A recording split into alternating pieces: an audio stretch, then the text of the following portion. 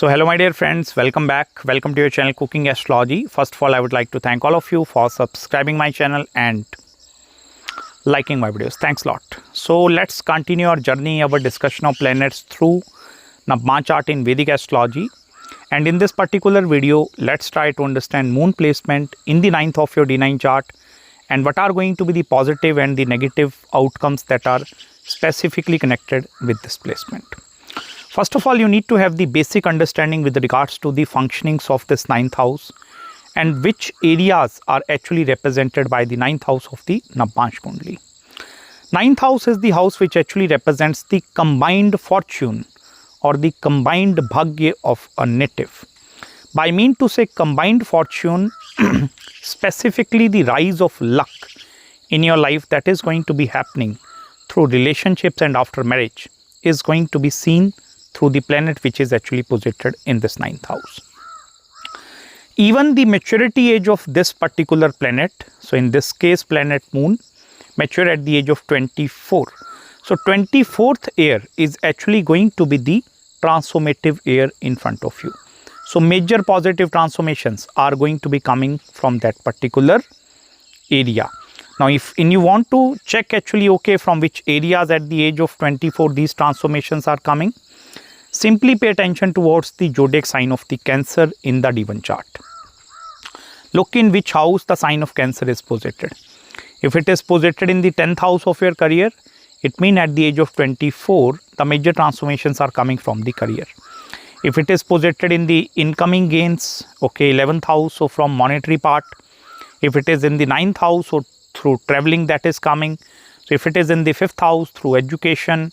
Even 5th house is the house of the children part as well. So from these particular areas, you are going to be attracting the transformative events. 9th house is also the house that actually have the capability to bless you with many other positive outcomes in your life, which are not only connected with the financial outcome of the life, it may be connected with the spiritual side of the life as well, like spiritual awakening, because this is also the house which actually represents the common goal of you as a householder, where you and your complete family, including your specifically spouse or life partner, you are working towards some common goal and objective, and where both of your belief systems, they are also going to be properly inclined with that particular area. So that part is also seen through this 9th house. This is also the house which actually represents the selfless love and the selfish love. So if you want to check, in my life, whether I'm going to be receiving selfless love in my life or there is going to be some selfish reasons which are controlling. By mean to say selfish reasons, I'm talking about the calculative love here. Like where you are going to be attracting a lot of calculative partners. Like I'm contributing 20% in the love, you also need to do 20%. If I'm doing 30%, you need to do 30%. So that calculative approach in the love life is also going to be coming through this 9th house. 9th house also represents the combined struggle, because from the 7th house of the Navamsha Kundali, it's actually going through places away. So any combined struggle of you as a husband and wife, that is seen through this 9th house. So pretty much it's actually a house which represents and governs many things actually. Now whenever first of all the planet moon, if it is entering into the 9th house, the first main conflicting situation with this graha is going to be up to what extent I need to go into the paths of personal side of the life, or up to what extent I need to become the contributor here actually. Like moon will not be able to differentiate between in which area I need to give my contribution. Because understand one thing here, moon is a very emotional kind of a planet, although there is going to be a lot of selfishness part which is also connected with this moon, because this is the number one protector. But what is going to be happening here, if this moon you are becoming very emotional in the relationship aspect, what is happening, the other partner is going to be taking a lot of advantages because of your moon actually. Because I will tell you, moon is sitting on a verge, Moon is also going to be having a lot of unnecessary fears if it is in the 9th house. Like maybe my belief systems are going to be matching with my partner or not, or whether I'm very dominating, or whether I'm trying to do something which have the capability to deeply impact the emotions of the other person. Because moon is going to be thinking in the emotional terms, And if moon is an emotional graha, moon will think, every universe or the perspective of these individuals are going to be towards other people, that is also going to be same. But you need to understand it's not necessary. If you are going to be emotional up to that level, it's not necessary the other person with whom you are interacting and dealing with is also going to be equally emotional as that of you. And that is where you need to actually control your desires. You need to suppress your own desires to become a social validator in most of the areas actually. Because what is happening, the moon, which is your mind, which is also the mental peace, it's actually going to be totally dependent over the validation from the other people. Like if your partner is giving you validation, okay, you are doing very good in the relationship. So the moon will feel extremely happy and delighted. Whereas if the validation part is not coming, it's absent up there, then moon is going to be rambling in the self-doubt part. In the positive side, I will tell you, this moon actually have the capacity to take you into the spiritual direction at the same time as well, okay? Because as I told you, seeking validation, so moon tend to feel very confused actually, like it's not my realm what I'm doing up there. There is no any happiness and I'm constantly dealing with the struggles and the challenges part here. Because I told you it's the combined struggle of you as a husband and a wife actually. And these combined struggles are going to be seen through the financial aspect, raising up your kids also, or maybe any other conflicting situations with regards to both of your jobs also. Maybe you are working there, your partner is working there, so he is going to be looking after the kids. So this moon is eventually going to be feeling all the pressure and all the burden in the initial stages of the life. And that is where there is no hope actually left up there, okay? Then this moon is going to be deeply diving into the spiritual person. And then you can also see the careless part of this moon is also going to be coming. Like initially they have cared a lot. They are nurtured everything, but in the later stages they are going to be like, okay, I'm taking a back seat up there. I don't care what is going to be happening. If you are going to take a charge, that is okay, but I'm going to be sitting up there as comfortable as that. And that is actually one of the most strong sides of this moon in the 9th house. Apart from this thing,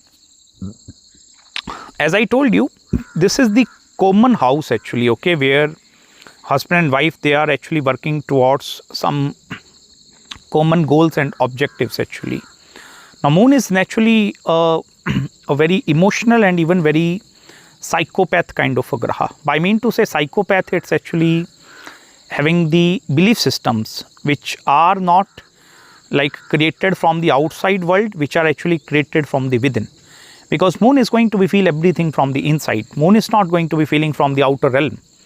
If you are treating this moon in the bad way, what is going to be happening? Moon is going to be self-accessing all the parameters, okay?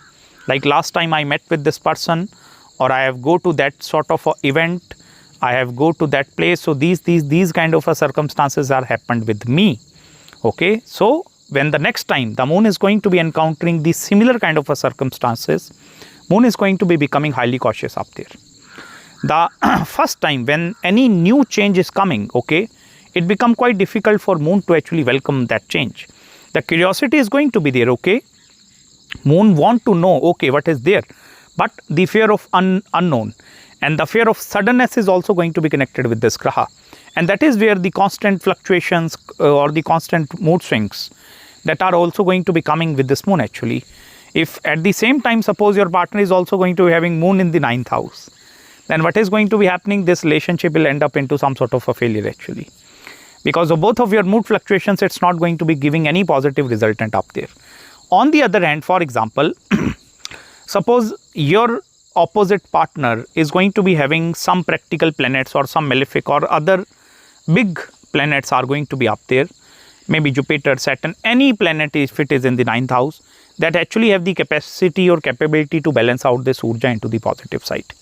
Otherwise, if for example you are having moon and your partner is also having the same moon, this is going to be creating a lot of conflicting situation. This is also the moon which actually, as soon as you grow older, moon is going to be having lot of grace inside it, okay. I hope you understand the word grace actually.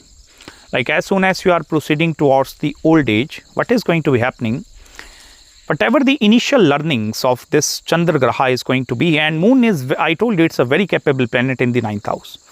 It's not like other planets like who are not be able to learn from the experiences.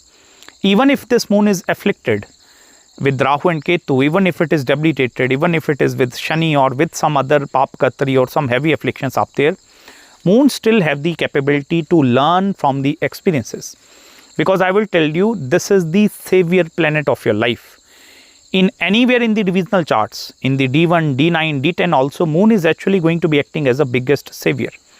It's that link which is present inside the subconscious mind of a person, which is actually going to be helping you in the most difficult situations, like where suppose the sudden decisions are going to be required, moon is going to be suddenly coming up there. So this is that kind of a graha which actually have the capacity to protect the auspiciousness of this 9th house into your life. And as I told you, 24th here, it's actually going to be the main triggering point. Now, for example, if moon is forming connection with some other grahas, like suppose moon and Mars are posited, or maybe moon and Mercury, they are forming the conjunction, or there are other cluster of planets forming across this moon in the 9th house. Now, depending over the maturity age of other planets like Mercury 32, Saturn 28, so you can also consider the maturity ages of other planets along with this planet moon, the 24th here. So if there are 3 planets, all these 3 stages of your life, they are actually going to be becoming the triggering point or triggering factor, something in the positive direction of the life. And I told you, in order to check, okay, from which areas these are coming, it may be coming from the sign of Cancer, wherever it is posited in the D1 chart. It also totally depend over the different Raj Yoga activations also. I made that separate video, you can check it out. Like traveling will also help you to activate Raj Yoga. The house significance, planet significance will also help you to activate the Raj Yoga. But the age, maturity age, will eventually help you to create the activation and the manifestation of the results into your own life. So this is the analysis regarding moon in the 9th house, and I hope you have gained some deep insights in this video with me. Now, if you are having any queries, any consultations, you can just drop me an email and I will try my best to get back to you as soon as possible. Also, make sure to subscribe my channel below, hit the like button if you really enjoyed this video. You can send me super thanks also if you have read the hidden message which I want to deliver to you specifically. And I'm going to meet you very, very soon in the next video. Till then, bye-bye and Hare Krishna.